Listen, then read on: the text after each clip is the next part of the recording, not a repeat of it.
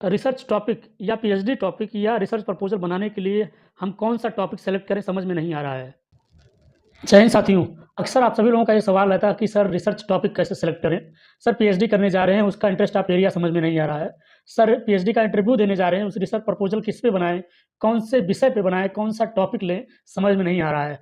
कुछ तो लोग ऐसे भी हैं कि करना ही क्या है वो भी नहीं समझ में आ रहा है। मतलब इंटरव्यू तो देने जा रहे हैं, करना क्या है वो भी नहीं समझ में आ रहा है।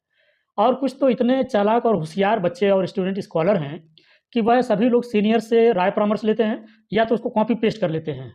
और फिर वही लोग आने वाले 3 और 4 सालों तक लगातार रिग्रेट करते रहते हैं कि काश मैंने किसी से गाइडेंस ले लिया होता, काश मैंने किसी और से पूछ लिया होता। तो आज के इस वीडियो में हम लोग समझने वाले हैं कि रिसर्च टॉपिक कैसे सेलेक्ट करें, पीएचडी का रिसर्च टॉपिक कैसे सेलेक्ट करें या फिर पीएचडी के लिए इंटरव्यू देने जा रहे हैं, रिसर्च प्रपोज़ल का टाइटल या टॉपिक कैसे सेलेक्ट करें। तो आज की इस वीडियो की शुरुआत हम लोग करते हैं। पहला चीज़ तो आप लोग जान लीजिए कि जब तक आप लोग लिटरेचर रिव्यू नहीं करेंगे, साहित्य समीक्षा नहीं करेंगे, तब तक आपको इंटरेस्ट एरिया नहीं पता चलेगा। आपका सब्जेक्ट चाहे जो भी है, चाहे आपका सब्जेक्ट हिंदी हो, भूगोल हो, इतिहास हो, पॉलिटी हो, संस्कृत हो, लॉ हो, कॉमर्स कुछ भी हो या साइंस का कोई भी सब्जेक्ट हो, आपको लिटरेचर रिव्यू करना कंपल्सरी है। और दूसरी सबसे इम्पोर्टेंट चीज़, लिटरेचर रिव्यू कहाँ से करें? लिटरेचर रिव्यू कहाँ से करें? लिटरेचर रिव्यू आपको करना है शोधगंगा से।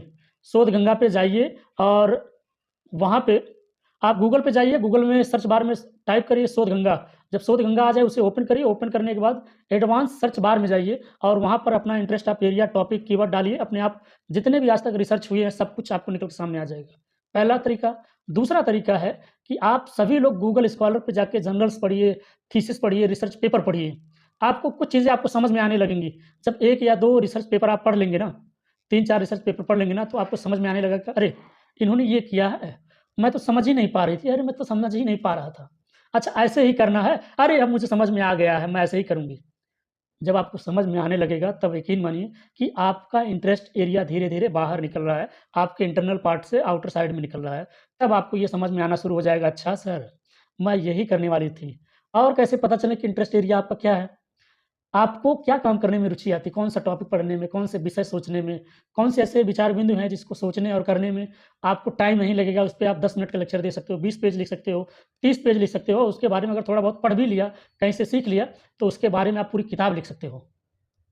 पता करना है आपका इंटरेस्ट एरिया क्या है और सबसे ज़रूरी चीज़ पहले 2-4 लिटरेचर रिव्यू करिए, 2-4 thesis, PhD thesis, research proposal वगैरह पढ़ेंगे तो चीज़ें सामने निकलती आएँगी।